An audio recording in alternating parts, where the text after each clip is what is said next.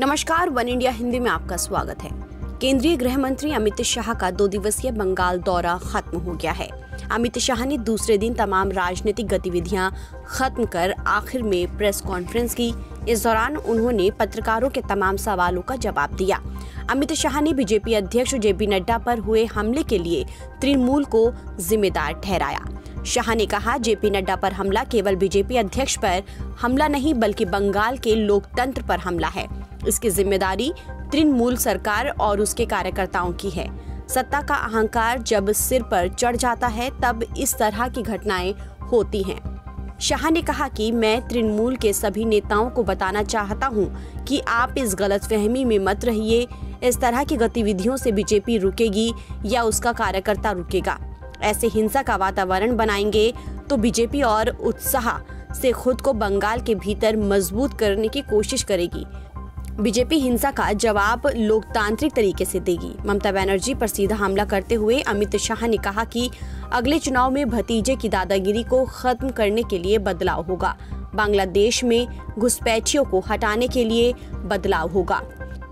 मैं आज इस प्रेस वार्ता के माध्यम से तृणमूल कांग्रेस के सभी नेताओं को बताना चाहता हूं कि आप एक गलतफहमी में मत रहिए कि इस प्रकार के हमले से भारतीय जनता पार्टी की गति रुकेगी, भारतीय जनता पार्टी का कार्यकर्ता रुकेगा और भारतीय जनता पार्टी अपने कदम पीछे ले लेगी।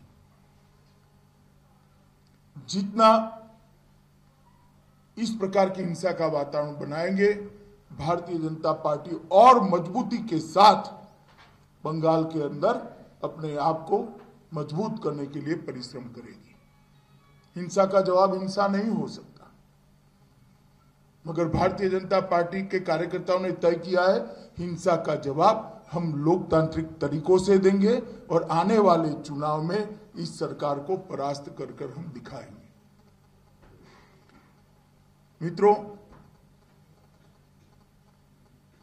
मेरे लिए चिंता का विषय यह भी है कि हमला होने के बाद जो प्रतिक्रिया आनी चाहिए थी राज्य की मुखिया की ओर से, वो प्रतिक्रिया भी नहीं आई।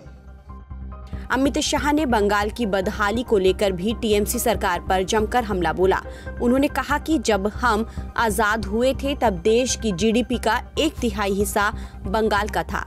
3 दशक के कम्युनिस्ट और 1 दशक के तृणमूल शासन में ये ग्राफ गिरता गया है।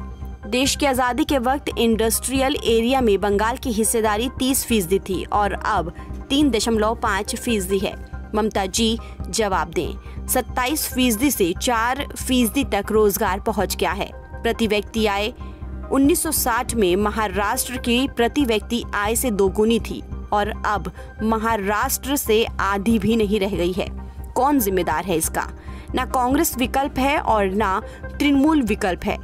बंगाल को आगे ले जाना है तो मोदी जी के पूर्व उदय के मिशन के साथ ही बंगाल की जनता हमारा सहयोग दे। हम बंगाल को फिर एक बार सोनार बांग्ला बनाने की दिशा में अभियान चलाएंगे। फिलहाल इस खबर में इतना ही। देश और दुनिया की तमाम खबरों के लिए आप बने रहिए वन इंडिया हिंदी के साथ।